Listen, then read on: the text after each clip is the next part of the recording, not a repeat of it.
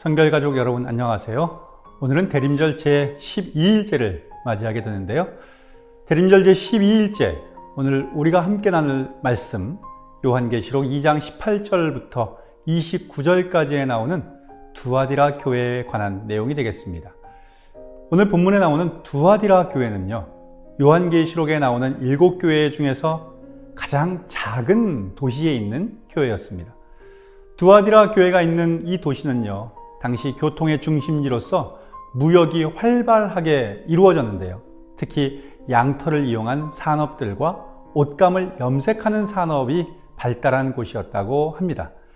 그래서 우리가 사도행전에서 들어본 사람 있죠? 바울을 도와서 빌립보 교회를 세우는데 굉장히 큰 역할을 감당했던 사람이 누구였습니까? 바로 자주장사 루디아라는 여인이었는데요. 이 루디아가 바로 이 두아디라 출신이었다라고 되어 있습니다. 자주장사라고 하는 것은요, 자줏빛이 나는 옷감을 판매하는 사람이었다라는 의미니까요. 그렇게 두아디라라는 곳은 옷감을 물들이는 염색 산업이 굉장히 발달한 곳이었다는 것을 알 수가 있겠습니다.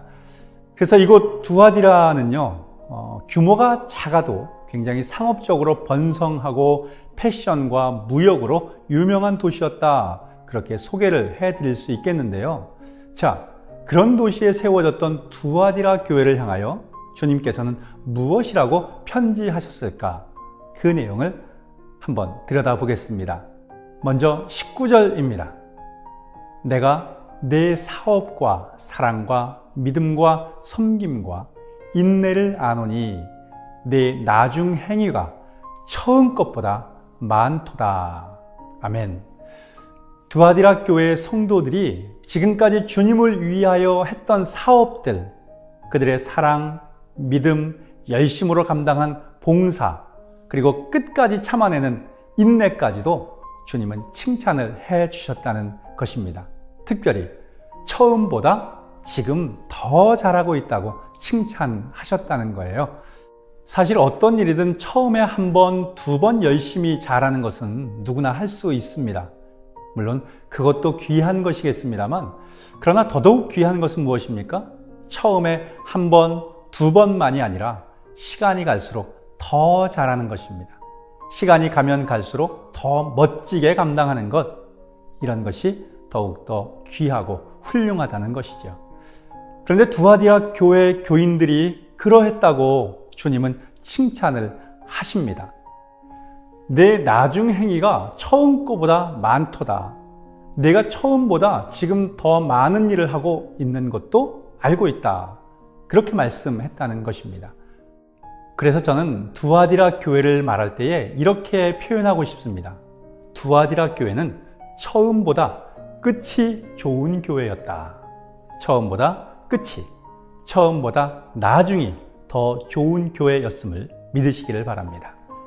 그리고 원하기는 저와 여러분 신앙생활 역시 점점 시간이 가고 세월이 갈수록 더 나아지고 더 굳건해지고 더 충성스러운 모습으로 칭찬받을 수 있기를 원합니다. 나중이 더 잘되고 끝이 더 좋은 신앙, 그것이 저와 여러분의 모습이 되기를 주님의 이름으로 간절히 축원합니다. 자, 그런데요, 참 안타까운 내용이 그 다음에 나오고 있습니다. 주님께서 두아디라에 보내신 편지는 이렇게 칭찬만 하고 끝나는 것이 아니었고요, 곧 이어서 두아디라 교회를 책망하는 내용이 나오고 있습니다. 주님께서 책망했던 내용이 무엇이었을까요? 20절 말씀입니다. 그러나 내게 책망할 일이 있노라. 자칭 선지자라 하는 여자 이세벨을 내가 용납함이니 그가 내 종들을 가르쳐 꾀어 행음하게 하고 우상의 제물을 먹게 하는도다. 자, 여기 보니까 주님께서 두아디라 교회가 자칭 선지자라 하는 여자 이세벨을 용납했다, 그렇게 책망을 하고 계십니다. 원래 이세벨이라는 여인은요, 구약 성경에 나오는 아합 왕의 아내였습니다. 이 여인은 시돈이라는 나라의 공주였는데요, 이스라엘 왕에게 시집을 오게 된 것이죠. 그런데 이 여인이 이스라엘로 시집을 오기는 왔는데 무엇을 가지고 왔는가 하면 자기 나라에서 숭배하던 바알신 우상들을 가지고 왔다는 것이에요. 그 결과 하나님만을 섬겨야 할 이스라엘 백성들이요, 이세벨이 가지고 온 바알신을 섬기게 되는데, 자, 그런 일이 있었던 것을 떠올리면서 당시 두아디라 교회에도 바로 이런 여인이 있었다 말씀을 하는 것입니다. 이게 무슨 말인가 하면요, 사실 두아디라 지역은 여러 가지 산업들이 발달하다 보니 교회 내의 성도들도 갖가지 사업에 종사하는 사람들도 꽤 있었다는 거죠. 그런데 그렇게 사업하는 사람들이 사업을 좀 수월하게 하려고 하면 당시 사업하는 사람들이 모인 조합에 가입할 필요가 있었던 겁니다. 그런데 그렇게 조합에 가입을 하게 되면 거기에서는 이방신들을 섬기면서 제사도 지내고 그 음식들도 같이 먹으면서 부도덕하게 잔치를 벌이고 그랬다는 거예요. 그렇게 되니까 다른 사람들은 몰라도 당시 두아디라 교회에 속해 있던 성도들, 그리스도인들에게는요, 이것이 너무나 큰 고민거리가 됐던 것입니다. 과연 우리가 그리스도인으로서 이런 조합에 가입해도 되겠는가? 돈을 벌자면 이러한 예식에 참여해야만 하는데 그렇게 해서 돈을 버는 것이 마땅한 것인가 고민을 했다는 거죠. 그런데 바로 이런 상황에서 두아디라 교인들을 부추겨서 에이, 그거 뭐 어떻다고 그러냐, 다들 조합원으로 가입해서 돈을 좀 더 많이 벌도록 하자, 그렇게 해서 주님을 위한 일도 하고 그러면 더 좋지 않겠어? 세상의 가치를 따라도 된다, 이방 종교 예식을 좀 행하면 어떠냐, 이런 식으로 성도들을 유혹하는 바로 이세벨 같은 그런 여인이 교회 안에 있었다는 것입니다. 그리고 그때에 그런 유혹에 넘어간 교인들도 꽤 있었다는 거지요. 여러분, 지금 이런 사람들이 어떤 사람들이었습니까? 돈을 좀 수월하게 벌어보겠다고 신앙을 변질시키고 하나님의 말씀을 왜곡했던 사람들이 있었다는 거예요. 돈을 더 벌 수 있다고 하면 예배도, 교리도, 봉사하는 것도 어느 정도 슬쩍슬쩍 세상적인 방법을 섞어서 할 수 있다고 생각했던 것입니다.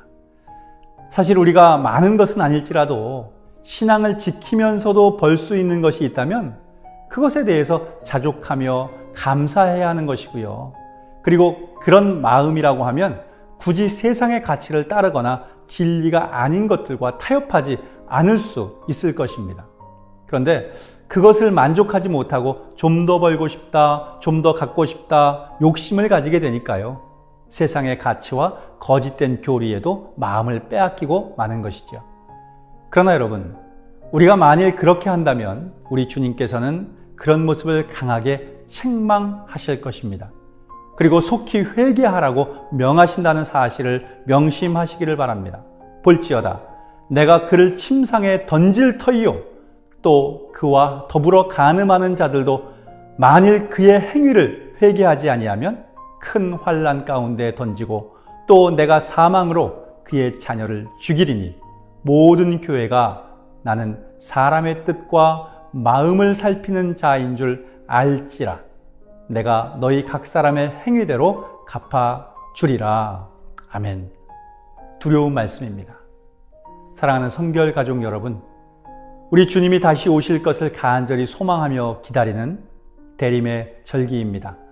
이러한 때에 오늘 나는 과연 어떤 기준을 따라서 살고 있는 것일까 가만히 돌아볼 수 있기를 원합니다.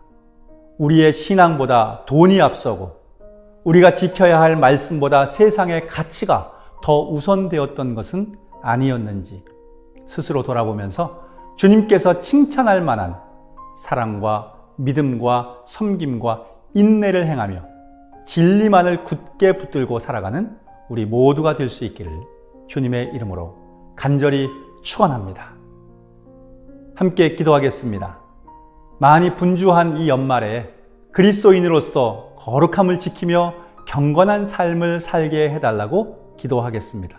한 가지 더 기도할 것은요, 이 연말 교회마다 한 해를 결산하고 새로운 한 해를 위한 계획들을 할 텐데 하나님께서 결산하게 하시고 하나님께서 새로운 계획들을 순적하게 세워갈 수 있도록 해달라고 우리의 교회들을 위해서 함께 기도하겠습니다.